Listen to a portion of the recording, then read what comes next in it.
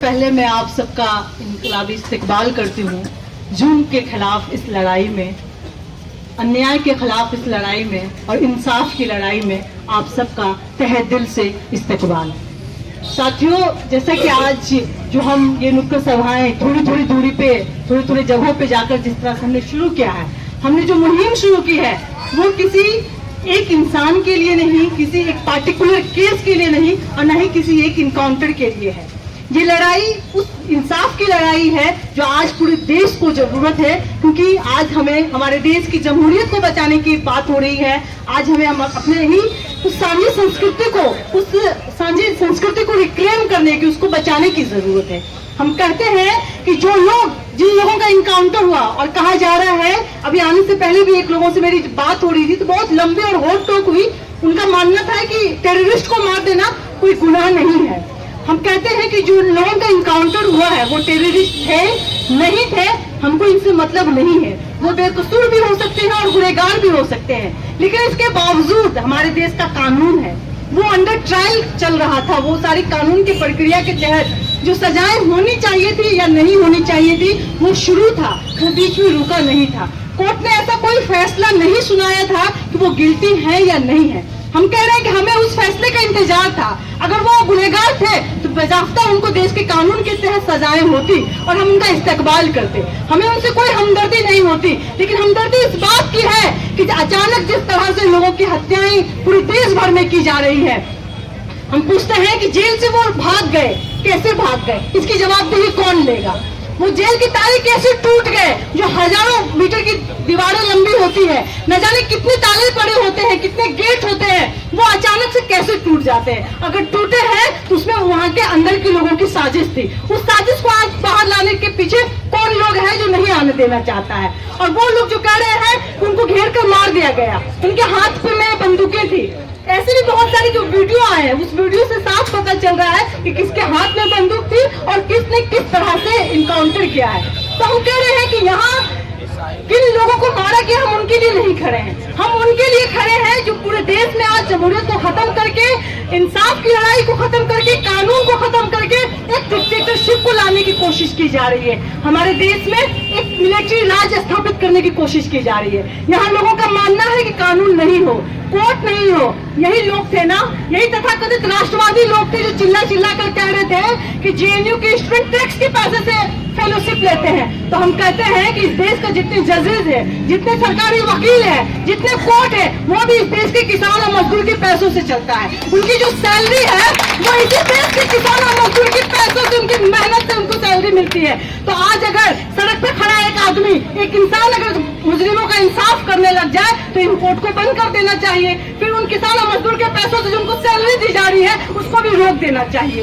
क्यों है ये पैसे बर्बाद किए जा रहे हैं जब सड़कों पे फैसले होने शुरू हो जाए। और हाँ, एक लोकतंत्र देश का, एक जमहूरियत की ये पहचान नहीं है कि एक इंसान दूसरे इंसान का खड़े होकर सड़क पर उसका फैसला सुना दे।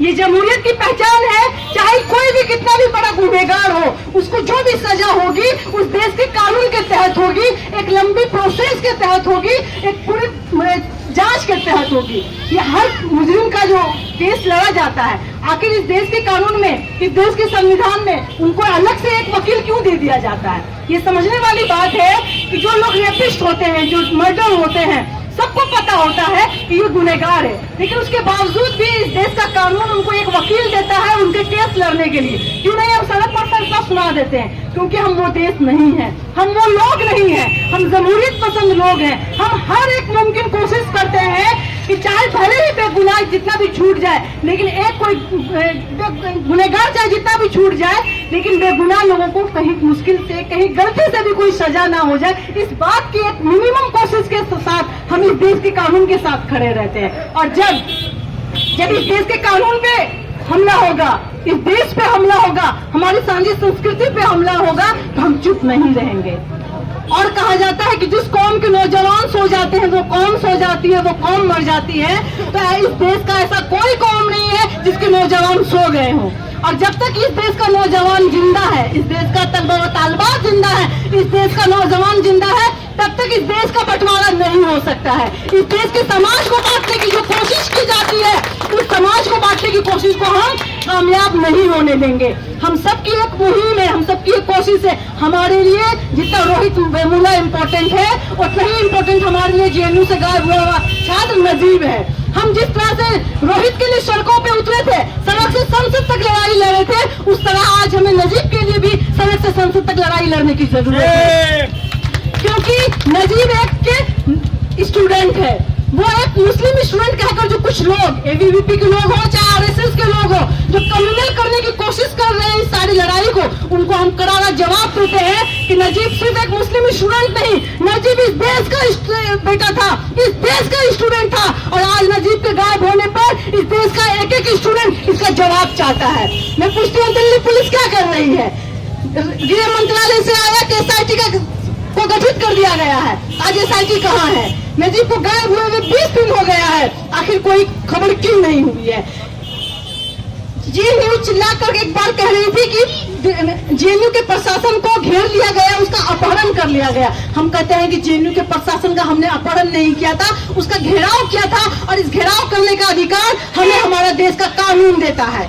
लेकिन जिस तरह से नजीब का अपहरण किया गया है, जिस तरह से नजीब की आज तक कोई खोज और खबर नहीं है, उसका इजाजत हमारे देश का कानून नहीं देता है।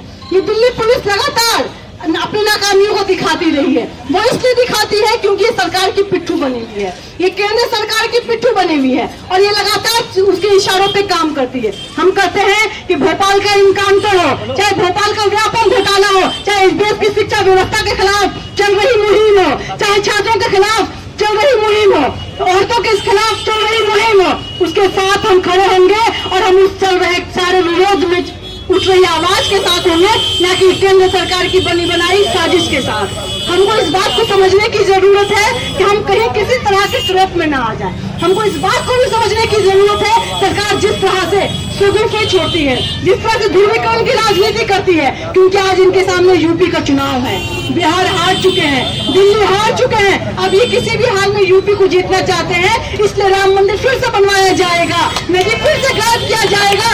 लेकिन हमारी लड़ाई कभी कम नहीं होगी, हमारी लड़ाई भी उतनी शिद्दत से फिर से शुरू की जाएगी, हमारी लड़ाई भी उतनी शिद्दत से फिर से लड़ी जाएगी, क्योंकि हम वो देश में रहते हैं जहाँ राम और रहीम दोनों एक साथ रहते हैं, जहाँ राम और रहीम दोनों एक साथ पूजे और इबादत किए जाते हैं। हम उस देश के लोग हैं, इसलिए आज हमें अपने देश में अपने समाज को बचाने के लिए जरूरी है कि जब नजीब का मामला हो, चाहे रोहित वेमुला का मामला हो, चाहे भोपाल का इनकाउंटर हो, चाहे भोपाल में व्यापम में मरने वाले लोग पत्रकार हो, चाहे बिहार में शिक्षा नीति के खिलाफ लड़ने वाले लोग हो, चाहे यूपी में आज राम मंदिर के नाम पर जो ध्रुवीकरण की जा रही है, तो कॉमन सिविल कोर्ट के नाम पर जो ध्रुवीकरण की जा रही है, आज हम उन सारे इशू पे, उन सारे मुद्दे पे एक साथ एक मुहिम के साथ खड़े होंगे। आज हमको उसी तरह से लड़ने की जरूरत है, उस लड़ाई को समझने की जरूरत है। साथियों, आप सबसे अपील है कि किसी भी लड़ाई को किसी एक कौम की लड़ाई मत बनाइए, क्योंकि आज इस देश में जो हाल मुसलमानों का है, वही हाल आदिवासियों का है, वही हाल दलितों का है, और वही हाल इस देश की ख्वातीन का है। इसलिए लड़ाई को बांटने की नहीं, लड़ाई को जोड़कर चलने की जरूरत है।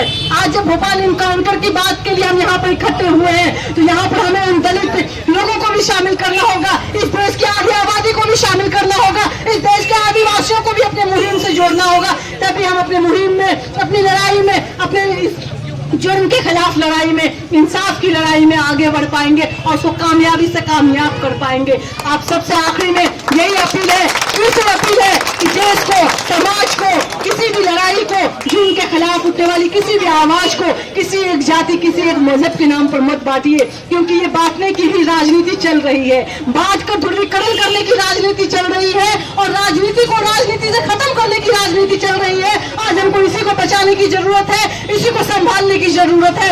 आप सबका बहुत बहुत शुक्रिया। इनकलाब जिंदाबाद।